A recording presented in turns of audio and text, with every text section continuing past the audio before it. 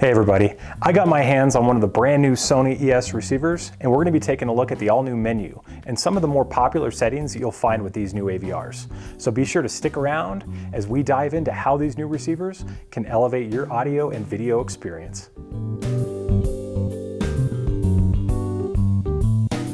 Hi, I'm Russell with Sony. The new ES receivers are packed with a ton of options for control and make it easy to customize your system based on the performance that you're looking for.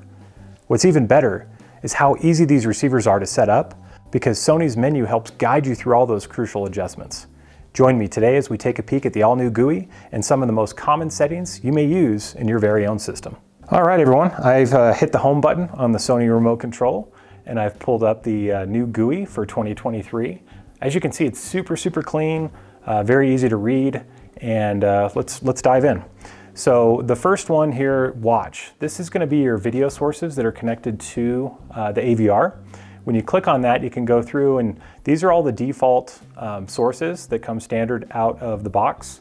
If you want to change these, just simply click that edit button. You can go and you can change the icon, you can rename the device. Very simple, easy to do.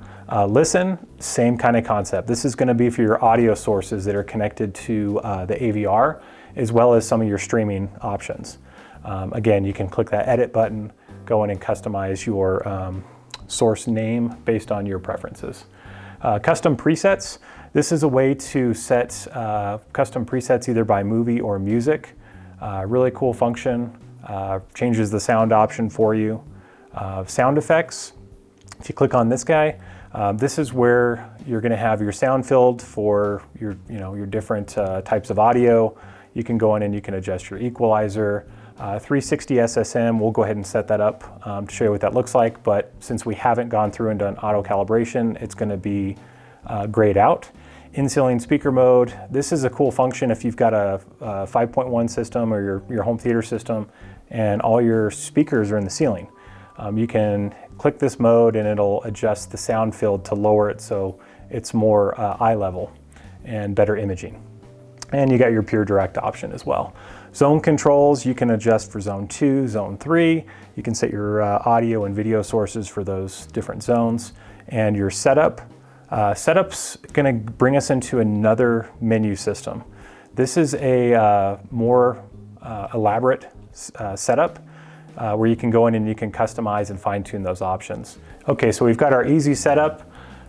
Input settings, speaker settings. Again, a lot more settings found in that setup button that I pressed to help us calibrate the system. So I've just gone through and I did the easy setup. I went through and did the auto calibration using the included microphone. Ran through all the prompts, super easy. It guided me through every process. And I also activated 360 SSM. I'll get to that here a little bit later. Input settings, you can go in, you can rename input, you can hide terminals if you need to do that. Really neat feature found in this receiver. Speaker settings, this is where if you've done the auto calibration and you want to come back into the receiver and fine tune it a little bit more. This is a great way to do this. So you can go in and you can check your speaker levels, you can go in and you can check your distances to make sure that the microphone picked up those distances accurately. Mine did a very good job of doing that precisely. Didn't have to change anything there.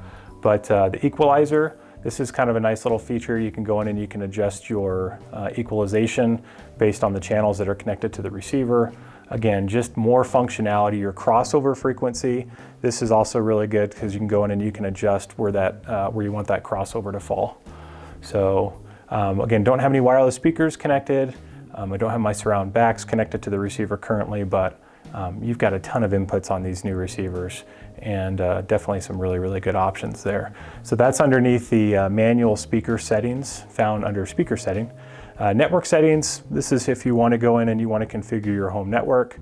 When you go through your easy setup, it'll help guide you through this process at the beginning. This is if you need to change any of those settings later on. HDMI settings, again, going in and you can go through and you can turn on that 4K or 8K upscaling. One really cool feature about the new receivers is the 8K inputs that they have. So depending on the model that you choose, you'll have more than others. But yeah, great options here for your HDMI. Audio settings, again, going in, I can adjust my sound field. Right now it's set to multi-stereo. You can set it to automatically choose the best format using that bit stream, whatever source is connected to it. 360 spatial sound mapping. This is where I want to turn this on. So I'm going to go ahead and activate this since I did the auto calibration. Again, this would be grayed out if I didn't have that, but I'm going to go ahead and turn on that feature now. Really good options here. Again, I don't want to go into all of these, but really good features to use. Zone settings, depending on the model that you choose, you're going to have more options here for your zone 2 or even zone 3 for those devices connected.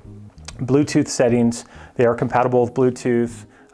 These receivers have, Spotify Connect, all the wireless options that you will need to, really make it your machine. So system settings, again, there's just a ton of different options in here that you can go into to adjust.